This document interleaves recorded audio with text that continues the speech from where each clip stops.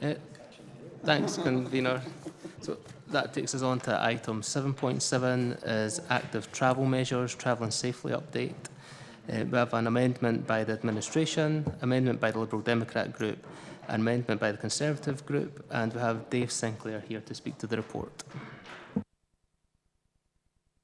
Welcome, Mr. Sinclair. Thank you, Convener. If I may, can I offer just a 5-minute update, maybe just to explain, I suppose, the reasons why we're here today and why we've brought this report. So, as mentioned, I'm Dave Sinclair. I was the project manager for the Spaces for People programme that sort of transitioned into the Travelling Safely programme that will ultimately kind of move into work that the Active Travel team will continue as kind of their normal projects. By way of an update, I suppose if I can maybe kind of, I know that this particular project has quite a significant history to it, and we're at a sort of transition stage at this point, and the ask of committee today is to, I suppose, consider the schemes of where we are today and look forward as a sort of hypothesis, an experiment moving forward. The recommendations are noted in Appendix 2, namely with sort of describing what we plan for each of the sort of individual schemes. So if I can go back, turn the clock back to November 21, the Transport and Environment Committee approved a motion and the report to progress with the ETROs, the experimental traffic orders. And that's the nature of what we're intending to progress at this stage. The legislation then changed just a couple of weeks after that removed the requirement to take a decision back to committee before promoting orders. However, we made a commitment that we would undertake this exercise. So it's just by way of an explanation to understand why we've undertaken the recent non-statutory, as we're describing, sort of public engagement exercise. So it's not required through the legislation, but we committed to undertake that, and that's why we've kind of advertised it as a non-statutory legislation and not as a consultation. And that's a sort of very, very deliberate act and a sort of function of the legislation. So I'll come back to the legislation, the next steps in a moment. So we undertook the engagement as we describe it, and we followed exactly the same process as we do with other traffic orders. So in terms of the consultation with statutory bodies that we undertook in November, and then a public engagement exercise. So we advertise in exactly the same process. So we endeavour to replicate that exactly. We've as a function of that, we returned about just over 1,200 individual comments, or responses, I should say, roughly about 1,700 comments from that. Within that, there was about 40 sort of blanket comments for support or otherwise. And the general details of the comments are kind of noted in one of the appendices. We undertook detailed analysis of 12 of the schemes, the schemes with the highest response rates, and all 5 of the city centre schemes, just considering the context of those. And again, they're noted in Appendix 1 and Appendix 2 of the report. We saw feedback from stakeholders. To be fair, I think there wasn't a great deal of feedback, and I understand maybe some of the reasons for that, but we got feedback from Lothian Buses, from the Edinburgh Access Panel, Spokes and Spokes Porty, and Lothian Conservation Volunteers. In terms of, we didn't get any direct feedback from the police or any of the emergency services. However, we have been in contact with them sort of throughout the programme. The most significant issues, as you probably be aware of, relate to sort of congestion, either assumed or observed safety issues, cycling lanes and either the use or perhaps potentially perceived lack of use of cycle lanes. There was an element of support, but it's a slightly sort of minority element of support through the scheme, and pollution with respect to increased maybe traffic mileage where we have schemes that are closed to traffic, to motorised traffic as such. As I mentioned, our recommendations are included in Appendix 2, and I'm happy to discuss those and take any questions. In terms of moving forward, we're seeking consent today to progress. And as I mentioned, it's not required in the new legislation, but I think it's an important commitment that we made. What happens from this stage if we seek approval or if we gain approval is we're obliged to make ETROs as the process, That ETRO describes a start date, and we notify that. So it's a public notification exercise for a minimum of 7 days.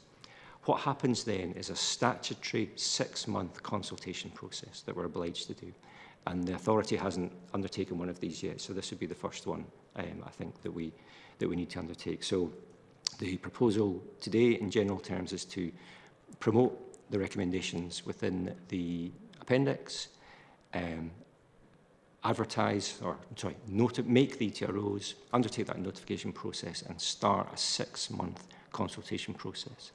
I see that period as a period to take stock in more informed terms, in terms of how the projects go forward, and to consider in much more detail many of the comments that we've received through the engagement exercise.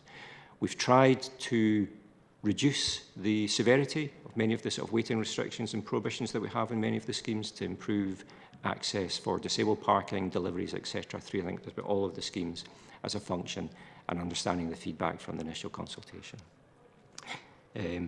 What would happen then, after the end of the 6-month period, the council we would need to decide whether we wish to continue with these schemes as an experiment, into transition those into permanent schemes, and or would we modify them, would we remove them, or would we retain them. So that's another kind of milestone within a sort of 6-9-month period. And as I mentioned, I should see this as a sort of hypothesis, in that, you know, this is a suppose, genuine experiment, and I know that, you know, that many of the schemes have been on the ground for, you know, almost a couple of years, but as an experiment moving forward to consider in real terms how the measure of success, and just finally to mention there's a detailed monitoring and evaluation programme included within that, so we have sort of meaningful results and feedback and engagement from communities to see how people have reacted to the schemes. Thank you, Fiona. So thank you, David, and thank you to you and your team for all the work you've done on this over the last few years. I guess it's been an incredible time for you, and perhaps not a time that, well, obviously that you would never have predicted, or perhaps would have volunteered for if you knew what was coming before you. So thank you for all your efforts. As convener, I just want to ask the first question, and we'll pass on to the committee. In terms of this non-statutory consultation, which we've just ran and we're reporting on today, in terms of the accessibility and the intelligibility of the plans that went on the website, do you feel they meet an acceptable standard in terms of the ability of people right across the city to be able to engage with the consultation process? Yeah, thank you. I didn't volunteer. I think I was charged with delivering the programme, and I think I've done that, whether rightly or wrongly that's happened. So in terms of the, and I know you used the consultation one, and I'm not here to argue, it's a, you know, describe it as you wish. You know, it's an exercise to seek views, you know. And we followed the process that we've undertaken for all of our traffic orders, albeit with a slight modification by not erecting street bills, which is a function of the current legislation for planning and for traffic orders. But in terms of the drawings, I mean, I'm an engineer by trade. The website, the purpose of the website was to provide a platform for people to understand the weighting restrictions. So not so much where the maybe where the segregation units are, because that was generally just an exercise they were shown, and hopefully in most of the drawings. But a traffic order is we don't need a traffic order to place the segregation units, but we need it to provide restrictions or prohibitions. So it's to explain, I suppose, in best terms or best endeavours for residents and our businesses to see where we were planning those. The plans, the platform could have been better. I accept that, absolutely. I think it could have been slicker. It could have had better links and connectivity from its landing page to the particular scheme. So I think it took it was a bit clunky, I think, it's at best. I think the plans were reasonably accurate, you know, and would show in coloured terms where we were planning yellow lines. So it took a bit of work and a bit of perseverance. I think the information was there, but perhaps maybe took a bit of, you know, could have been improved. Okay, thanks for being so frank about that. Do we have any? Sorry, Councillor Lang. So I've got two questions, convener. The first one just was really kind of on the basis of what you just said there, Dave, in your opening remarks. I'm just keen to understand what you mean by this. I think you described it like a 6-month refinement of schemes, because I thought we were effectively approving what's before us today, or not. I'm not quite clear on this further refinement. Yeah, perhaps I should try and explain that better. So today, indeed, we're asking for approval to progress with the orders that we've described, which are more or less what you see on the ground, rowing back a little bit with some of the prohibitions to make it easier. Then we have a statutory obligation to go into the 6-month consultation period. That's a function of the legislation. Within that period, we need to understand how well the schemes are working, and the monitoring evaluation plan intends to broaden that engagement with communities, with users, to really understand in real terms a measure of success. At any time within that period, or within the next 2-year period, 18 months, got something wrong, we can change it. The clock starts again, the 6-month clock starts again. So the plan is to undertake the 6 months, undertake the monitoring, the 6-month consultation period, undertake the monitoring and evaluation phase, and then consider at the end of that period, do we propose retention, modification, removal, or a function of either. So does that answer the question? It does, but then the outcome of that, does that come back here? Yes, it does. Yes, okay, we need to, yeah, that's fine. As I mentioned, it's an experiment, so we need to decide, do we continue and make it permanent? So I've never used the permanent word in the last 24 months either. Do we say, right, this is it, this is a scheme we want to make permanent, or do we modify or remove as such? And if I can give you just my other queries, the experiment, and on what determined. Yeah. It's probably not my strongest point. It's colleagues from the active travel team who have developed the monitor and evaluation plan. But if I can get this right, there are 4 themes, and it's namely it's congestion, so looking at traffic volumes and or the implications of those in terms of maybe perhaps displaced traffic, direct feedback from users, direct feedback from the communities around the particular schemes, and the 4th one that I can't remember, but it's someone might have it in the report ahead of them. But so it's to understand in measured terms, and I recognise there's maybe a kind of this kind of views in there, perceptions from residents, but in more measured terms, a measure of success in that sort of criteria.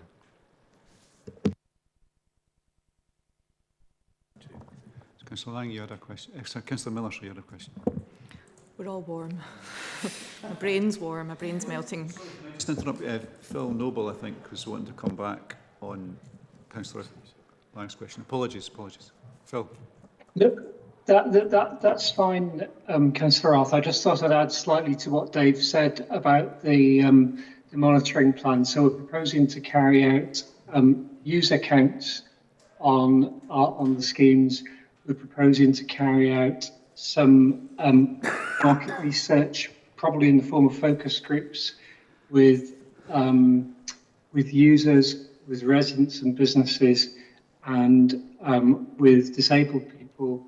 And we're also planning to carry out some call them on-street user experience surveys. But basically, what that involves is going onto the street with some users, with a particular focus on disabled people, and seeing how they experience the schemes.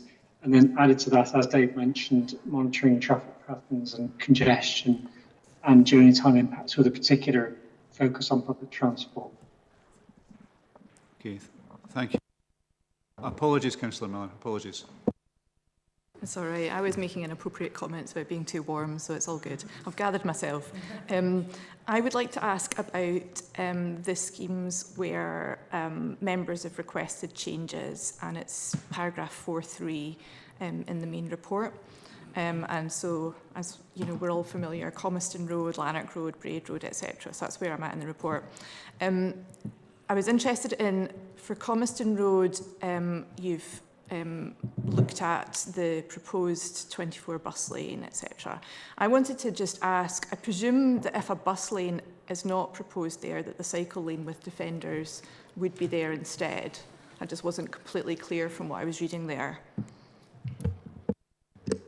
Thank you, Councillor Miller. Yeah, indeed, yes. So Comiston Road, our proposal, I acknowledge, is kind of suggesting an alternative from the agreement from the November committee, is to retain the cycle segregation going down the hill, not introduce the bus lane.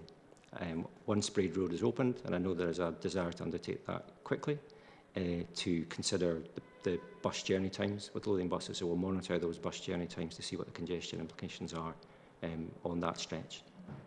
Do you want me to mention other schemes as well? Or? Well, I had another question on Lanark Road. So just below that, Lanark Road, the question that I had was if you were able to comment at all on whether there have been any incidents since the changes were made. Have the changes worked, is what I'm wanting to know.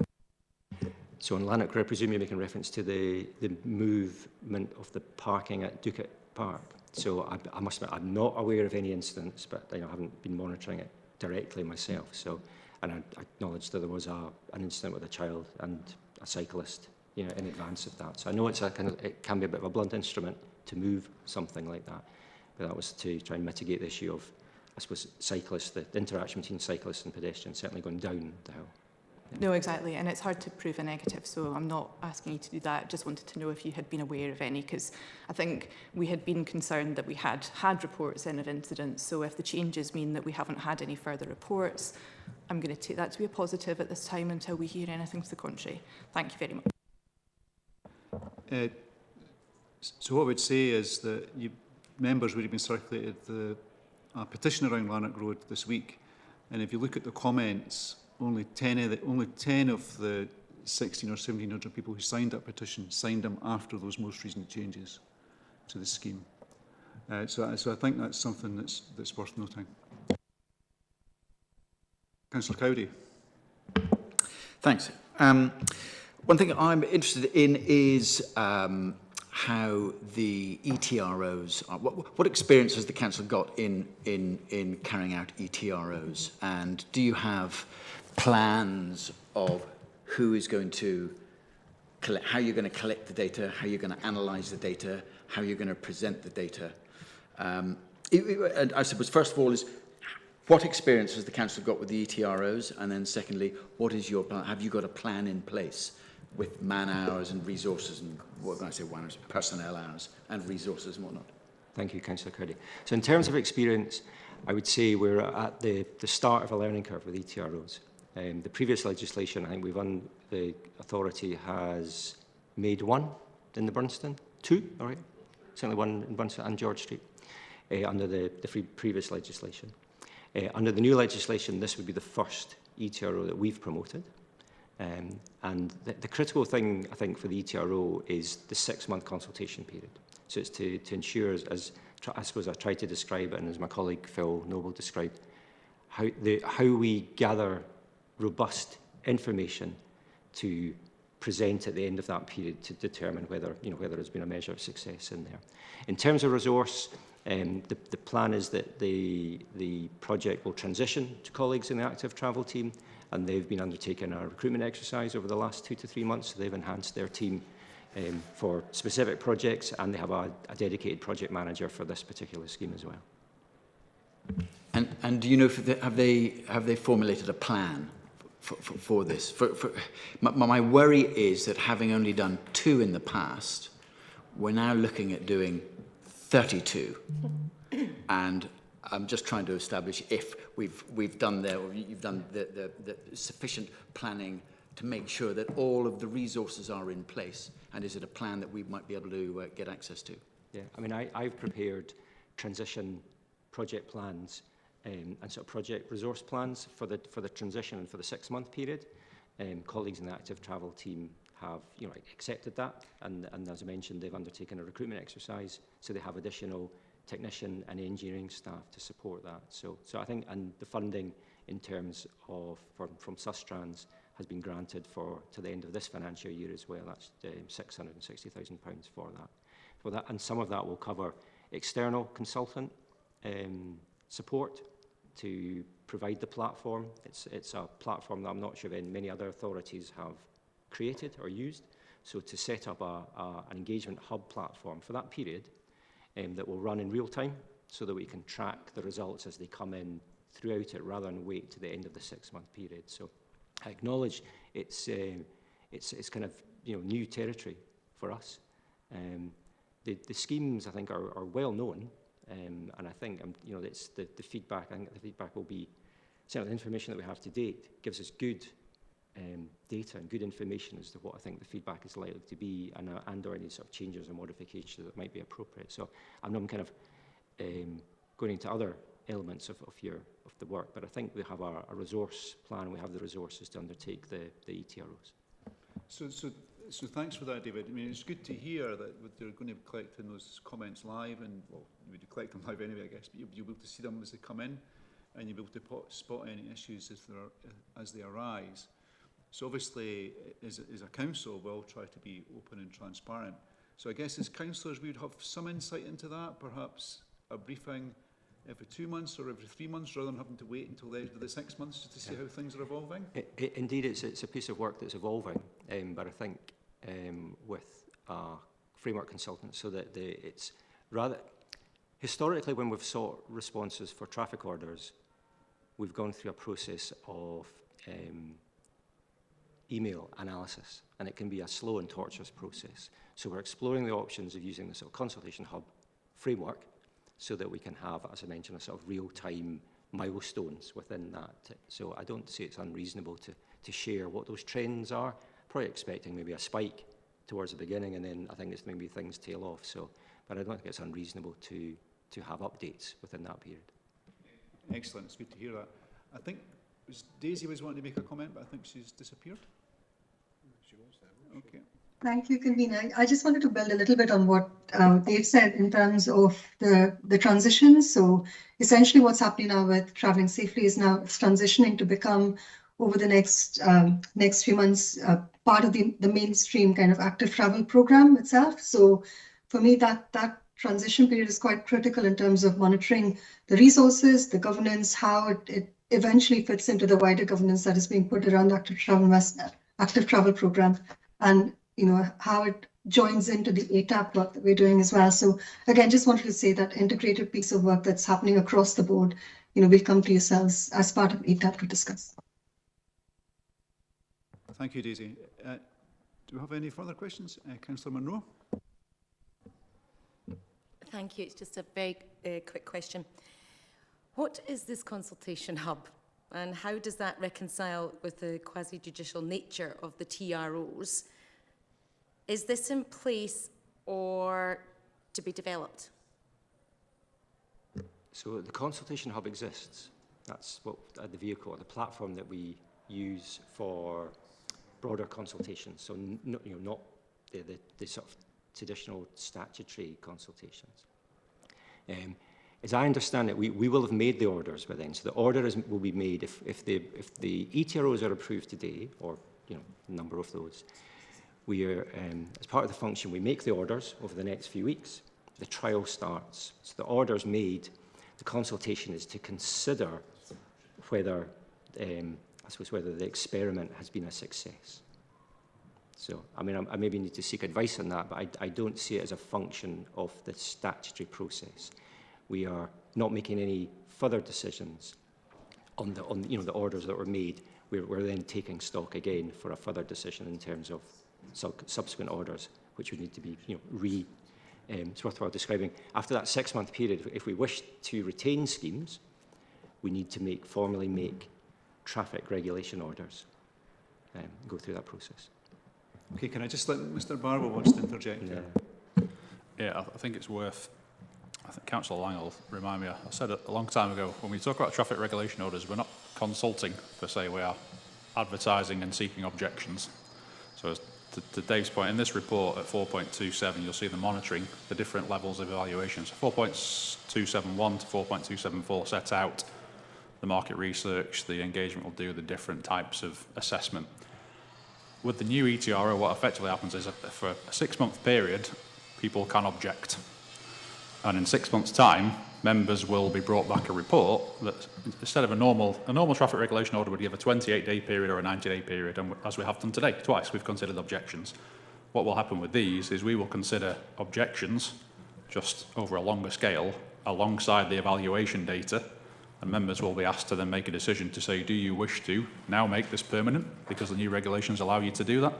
Do you wish to not make the order further, which you may then obviously look alongside the monitoring data, or do you wish to extend it further because the data is inconclusive and you're not sure if the experiment has proven what we're looking to do? So I think it's just important for those people watching and for members that the difference between consultation and considering objections is actually two different parts of what we're talking about. Okay, thank you for that. Councillor Monroe, did you have a further question? No, thank you very much. Do you have any other questions for David or the team? Okay. So in that case, I'll present the report along with the administration amendment to it. Just make a couple of brief comments. So over the last few minutes, the word transition has been used quite a few times, and I guess life is a transition. But what I would say is that I'm hopeful this is more of a step change in that we're going from a process which was designed within changing circumstances over the last couple of years to now we're going into a process which is largely regulated by statutory duties. So I'm hopeful that that will add a bit more reassurance to people and also a bit more transparency about how things are going forward. And I think that's powerful. The other observation I would make about the decisions we're going to make today is that no party is proposing that all of these schemes should be removed. And I think most of us, well, I think all of us are accepting that the majority should be retained. And I think that's something that's sometimes lost in the public domain when people often around spaces where people will just wave their arms and say it all should be removed. The reality is that all of us here are supporting the retention of the majority, at least, of the schemes. But I also acknowledge that over the last few years, people feel let down by how councillors have dealt with this. I say that collectively. I was part of the last cohort of councillors in Edinburgh. They feel let down and they feel there was a lack of transparency. And I think collectively in this committee, I think we have a duty to rebuild that trust, no matter how we go forward. And it seems very uncertain to me how this vote is going to go today. Well, perhaps it looks quite certain. No matter what we do going forward, we've got a duty, an absolute duty, to rebuild that trust. And at the core of that is the ETRO process, along with the data that's been collected, which Mr Sinclair detailed there. And I think this is really important, actually, that people understand that there's now a formal structure, a firm structure for us to make decisions within. And I don't really feel that was always there previously. So in a lot of ways, the easy option, having said all that, the easy option would be to approve the report as it stands. But I do think that for some of the schemes, there remains significant concern. And, speaking as a ward councillor, I do know that there's a lot of frustration about decisions which were made last November around, Comiston Road and Braid Road in particular, and the slow progress people have seen on that. And I think it's really important that we take those, we're mindful of that. So I did look at the report, and I could see that, for me, there was two areas in the city where there still remains significant amount of people who are concerned, but they are constructive in their outlook and they want to improve their communities. And so that's really I see that as being in Silver Nose and also the Braid Road, Comiston Road and the quiet route through to the Meadows. I see there have been legitimate concerns being raised there, but I also see the need to maintain the protection that we're offering to people there who are choosing to use active travel. So that's why, for those two specific schemes, I'm really keen that we upgrade the engagement, which is mentioned in the report, and convert that to proper face-to-face meeting with residents so they can take forward how they want to improve their community for themselves and for cyclists that are going through it. And I have to stress, this isn't about removing schemes, it's about improving them. So that's for Silvernose and the Comiston Braid Quiet area. The other concern I have when I read the report, and I did ask for more detail on this to be added before the report was published, is around some of the impacts that the schemes have been having on public transport. And this was mentioned in Mr Sinclair's presentation when he talked about congestion, and Phil Noble spoke about the impact on public transport.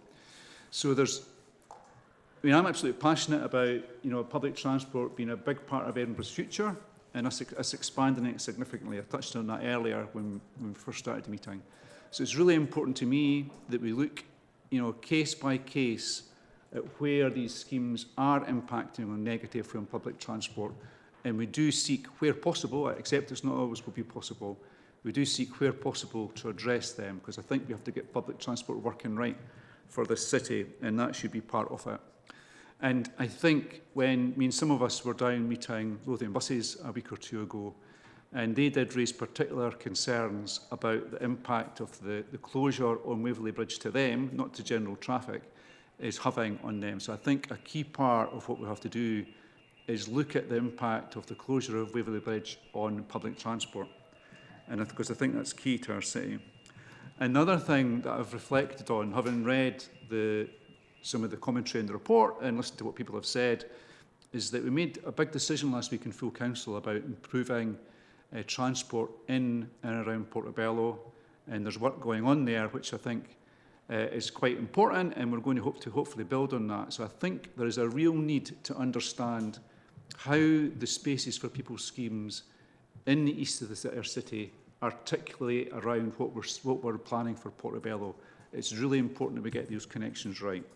So that's really what my amendment's about. It's about taking the best of what we've got and taking it forward to this structured process with the ETRO, and taking the stuff that there's still real concerns about and re-engaging with the public to make sure we've got these right and improving them where possible.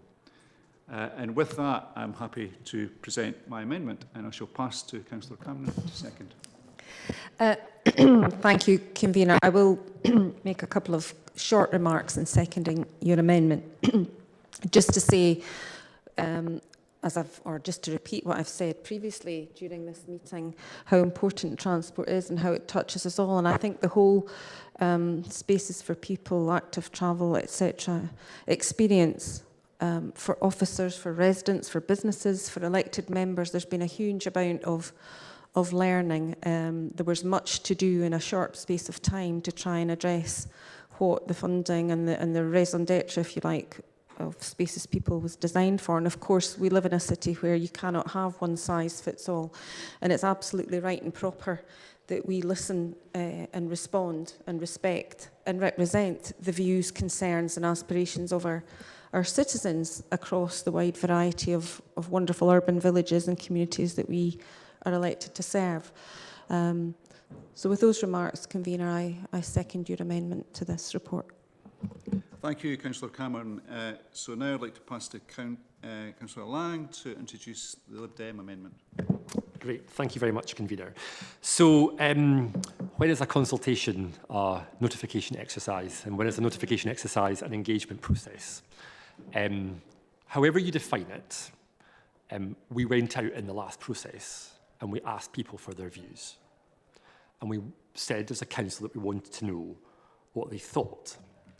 And what we've tried to do is root ourselves firmly, given the fact that we are sitting in a quasi-judicial capacity right now, to root ourselves firmly in the context of the objections that were received. And that's why the Lib Dem amendment proposes that we do something different on those schemes that generated most of the comments, most of the objections, and where clearly they are still very controversial, very contentious, and causing a lot of concern. Now, even with the Lib Dem amendment, 32 of the 37 schemes would progress. And we've always tried to take quite a pragmatic approach to that. I agree with you, convener. I think it's been unhelpful in the past, where this has often, as a project, been presented as a take it or leave it. You're either in favour of ripping everything out, and if you are, you're a heathen, or you're in favour of keeping absolutely everything in, and if you are, you're a heathen. And I do believe that there are shades of grey here. And given the comments that we've received, we think that the 5 schemes that are covered in our amendment, that there is merit in looking at these again and trying to do something different. And the reason we want to do that, convener, is because of the phrase that you used about rebuilding trust. I do think the reputation of this council was very seriously damaged in the last term because of the way in which a lot of this work was taken forward. And I've heard, I'm sure most councillors will have heard at some point well, what's the point in responding, Kevin? Because they just do what they want anyway. And I think going forward, we need to signal to our constituents that when we ask them for their views, it matters and it's meaningful and we'll listen. And yes, there'll be some times that we disagree, but that we listen and we try to make changes where we get very significant feedback. And on some of these schemes, we have had very, very significant feedback. 2 last points, convener. Going forward, I really hope we find a way of taking the heat out of this. This should not be contentious stuff. It really shouldn't. And I really hope that we can get this back to where it was before. When I first started here, active travel was not a big contentious thing. It really wasn't. And I hope we can get back there. And my final point is, just listening to the comments that were made by Dave, this is a lot of work. It's a lot of work. And I am also anxious about how this impacts upon our wider active travel infrastructure and projects. I've got projects in my ward that have been sitting on the stocks for years, big active travel projects that have not been progressed because so much time and effort and resource has been sucked up by spaces for people travelling safely, however you want to call it. And I do worry about these big, high-quality schemes where I think you do have a lot of support stalling, not progressing because of this. It's a real anxiety of mine.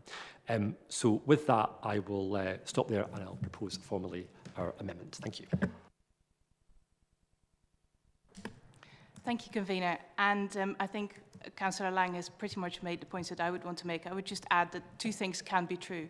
It can be possible to care deeply and passionately about active travel infrastructure and also to care very deeply about listening to people when you ask for their advice. So I second the motion. Thank you. Apologies, that's the amendment. Thank you. Thank you to both of you. Apologies. Councillor Munro. Thank you, convener. Let's just all have a little reminder. Let's have a refresh. Spaces for People were temporary measures introduced at the start of the COVID-19 pandemic. These included road closures, segregated cycle lanes, and widened pavements. And these measures would allow all of us to socially distance and keep safe. That was important. Nobody would disagree with that. Nobody would disagree with some of the measures that were required during this period. Now, while some of the measures have now been removed, the Council want others to be retained under the renamed Travelling Safely programme. So in June, we approached the end of an 18-month temporary traffic regulation order.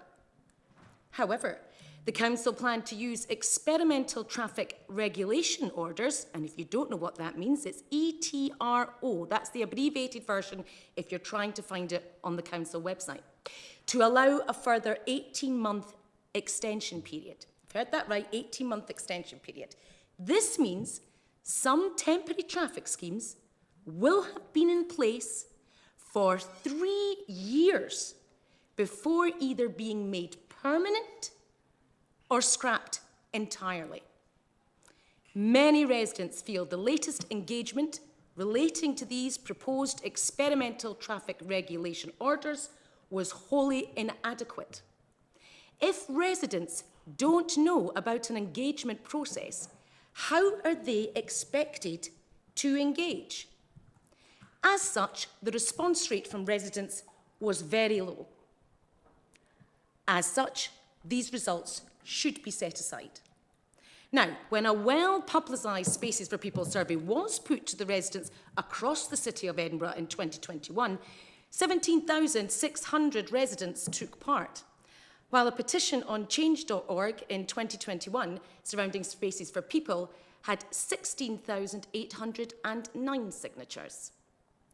We strongly believe that any measures that officers seek to adapt or partially implement that were previously Spaces for People schemes and do not have public support should be ended at the conclusion of the temporary traffic regulation orders timescale or before where possible, including the ones we have listed.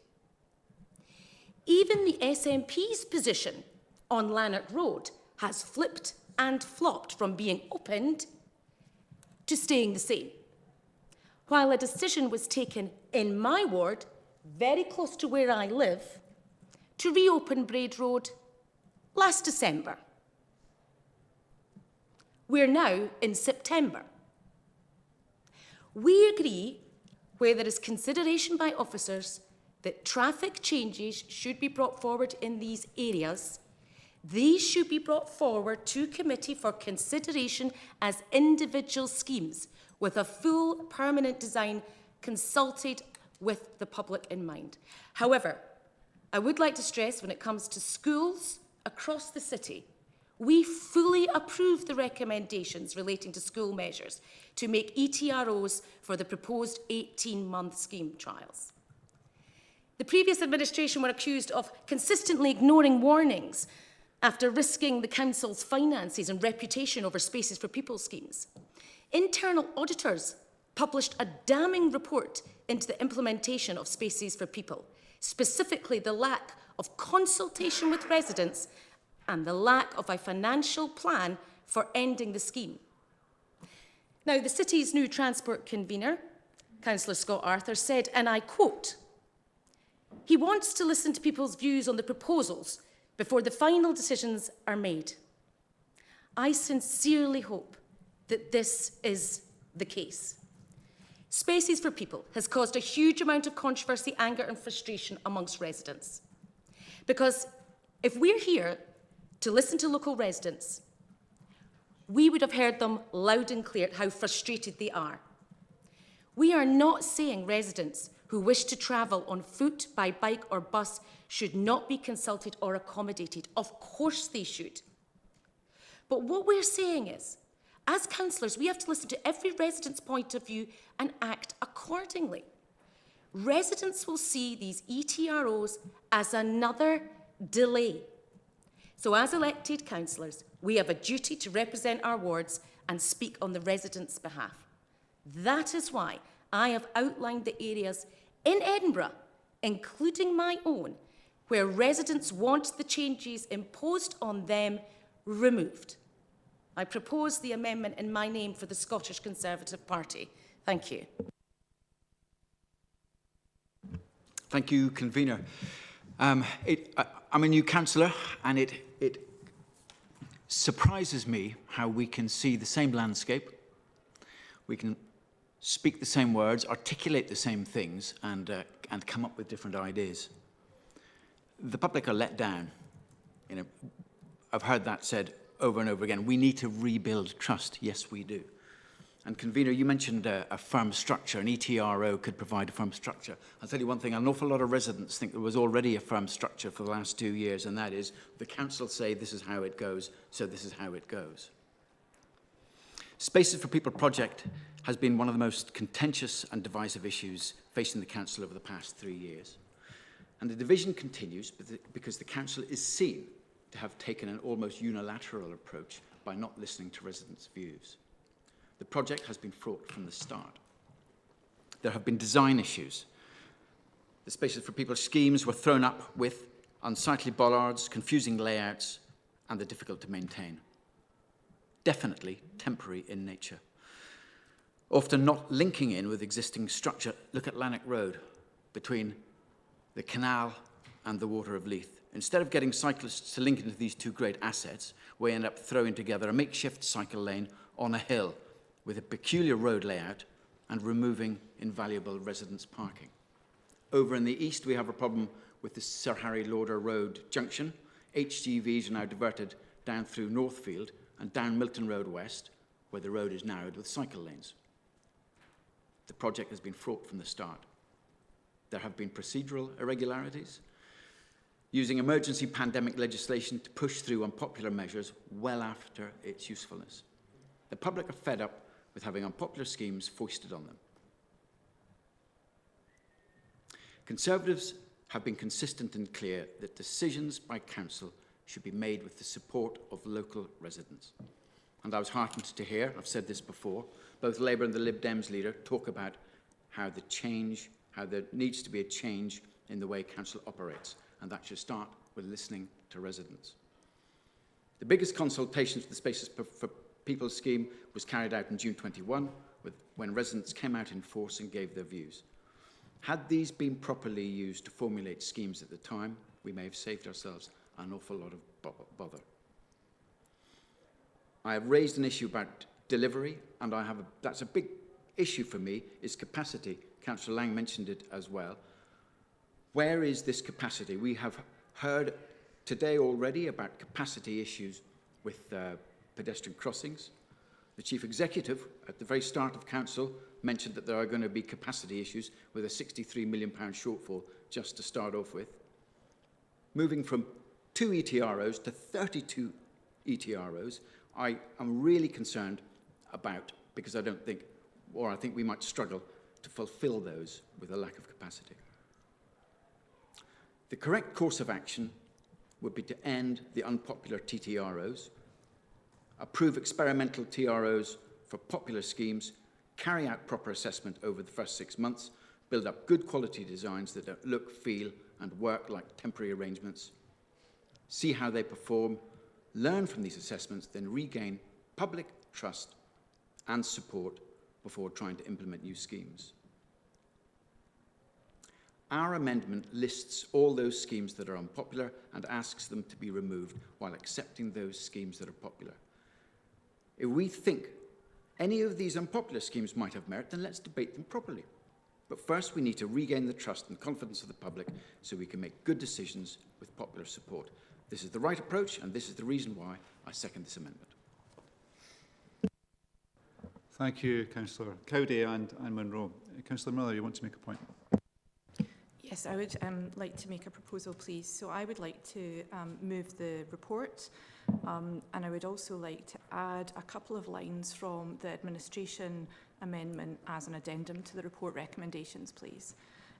Those lines were almost all of the second paragraph of the administration amendment, which says, notes that if travelling safely schemes are made permanent, many have the potential to contribute to Edinburgh's net zero and traffic reduction targets.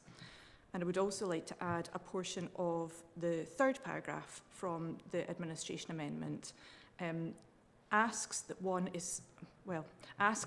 a programme for progressing the Braid Road proposals is circulated toward councillors and Transport and Environment Committee members by, and I presume that you're not still hoping that that's today, so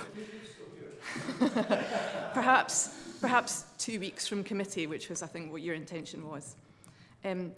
The reason that I would like to move the report recommendations, taking those positive points from the administration amendment, is because we have spent a considerable amount of time in our group trying to ensure that the work which has been done under this programme as it's evolved has been for the betterment of the city. We see that by progressing these ETROs, that work would progress, and we believe strongly in providing that chance to trial measures on street and use that trial opportunity to gather feedback. The reason that we are not in alignment with the administration amendment is some kind of key points which it tries to make around expanding the engagement for some schemes but not others. I'm very well aware that the officers who've been involved in delivering this programme over the last couple of years have gone on a learning curve, as we've been using that phrase a lot in this committee, in terms of engagement and consultation and how best to work with elected members and members of the community to make sure that when people give feedback on schemes, that it's handled well. And I understand that we're in a place where I think we're much more equipped and able to do that as a council. And I recognise that that has been a journey. It's not something which we've always been good at. And I would consider that it's now important for us to acknowledge that officers have taken on board those difficult situations that they've been placed in, facing very negative comments from members of the public instead of constructive engagement, which is, I think, what we want to be doing. We don't agree that there is a need to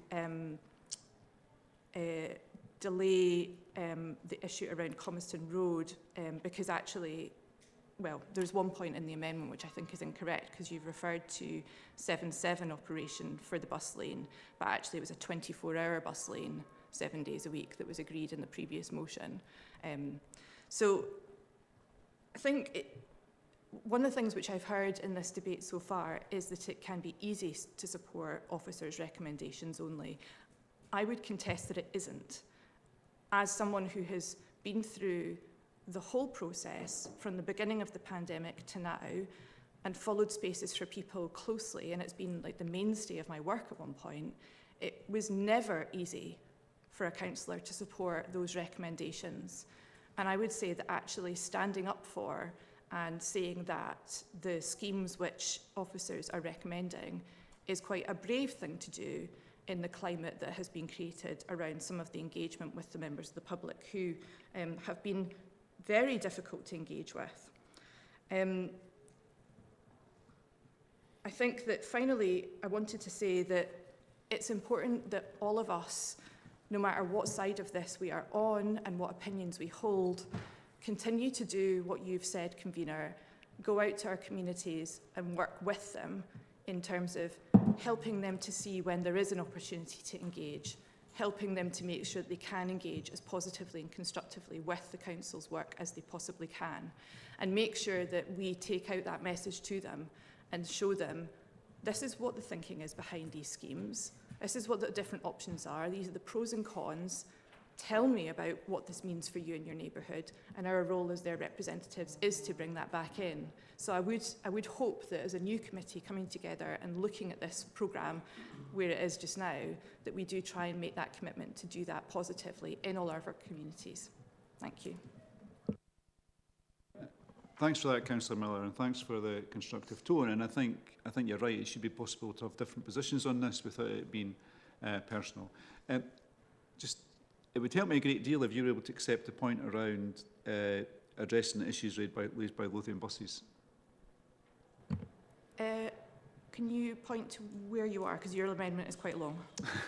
Notice the points made by Lothian buses in 4.14 and ask that each is considered in a travelling safety update report and solutions are proposed where possible. This should consider Waverley Bridge and Comiston Road.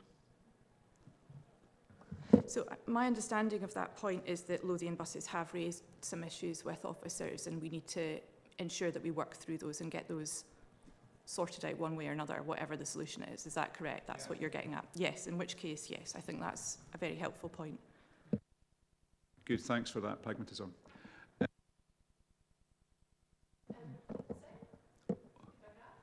Of course, you were presenting. I'm just going to second formally because I can possibly follow up on that. Councillor Aston. Thanks, convener. I agree with the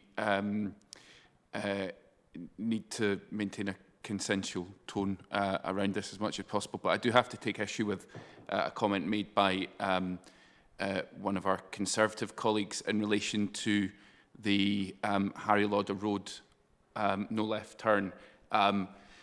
I am one of the local councillors covering Northfield, which is now on the diversion route. I attended meetings before I became a councillor in relation to it. I wasn't happy with the fact that HGVs are being routed past a primary school and past a play park and a community centre.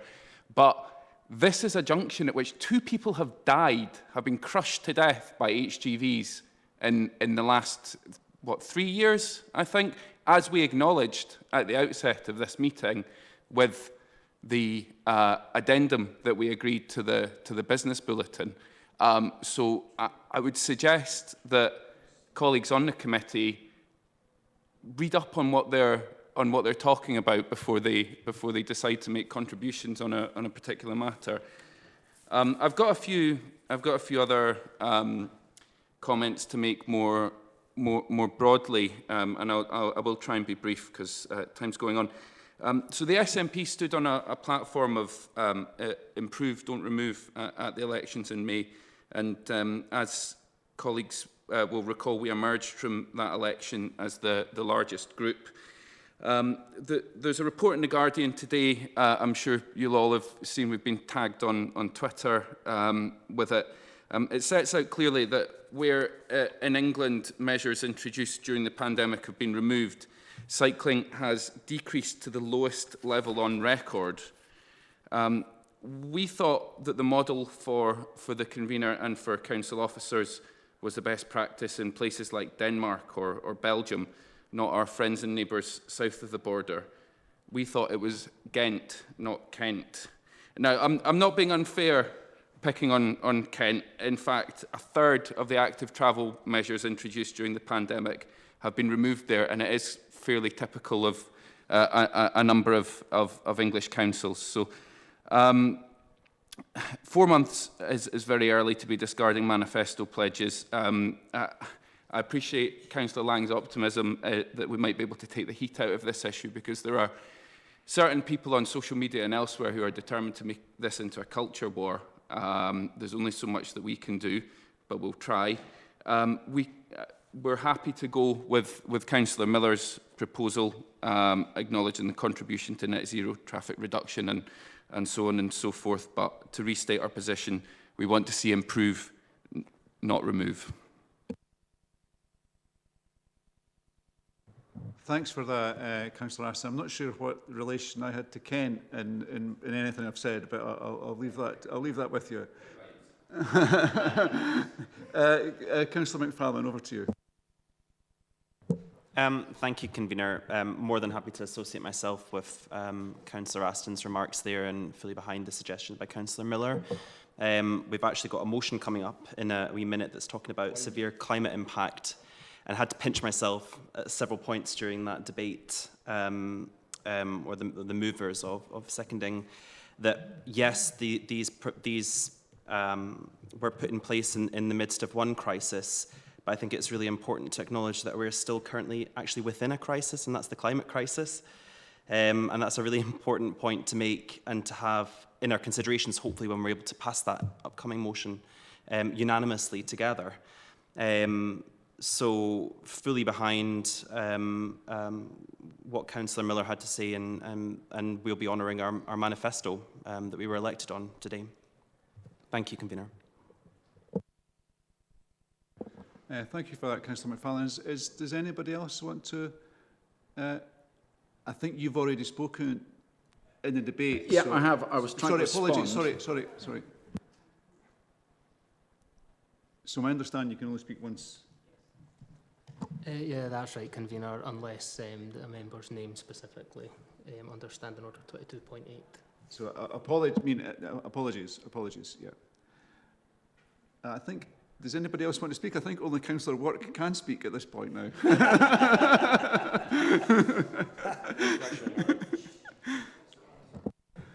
I'll be very brief. But I'll tell you what I find, and it was very much like the 20 mile an hour that was rolled out in the last administration. We rolled it out. There was very few people who tended to be supportive if you went by social media. But once it was introduced, I received an awful lot of emails and a lot of correspondence saying, why is this road not 20 also? Why was that road missed out as well? So there is support out there when it comes to the cycle lanes as well. But what we tend to hear is people who are opposed to these cycle lanes. And we have to be brave, convener, and we have to carry on, as has been mentioned before, our manifesto, not just our manifesto commitments. I believe some other parties' manifesto commitments were also to enhance and improve the cycleways, not take them away. So I'll be supporting, as they say, our colleagues in the Greens.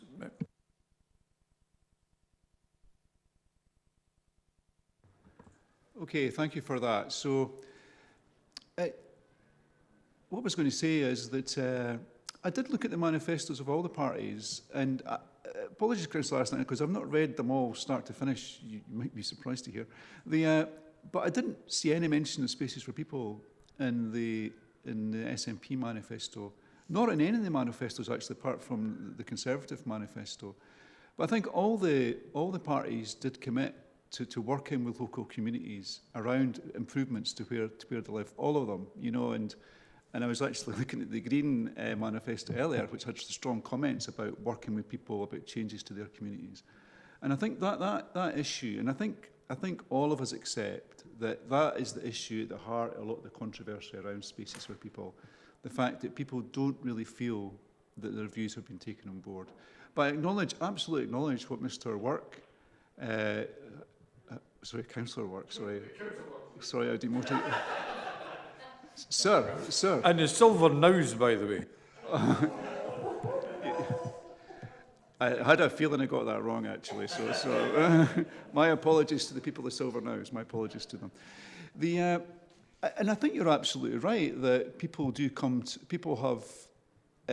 There's still people who are unhappy with some schemes, but a lot of people have come to terms with them. And a good friend of mine who was actually in the newspaper at one point around one of the schemes is now quite keen that it stays, and I think so. And I think that's worth knowing. Another issue we face is right across the city, perhaps not in the numbers we want, but people are using the schemes, and once a benefit is in place, it's actually quite difficult to remove it.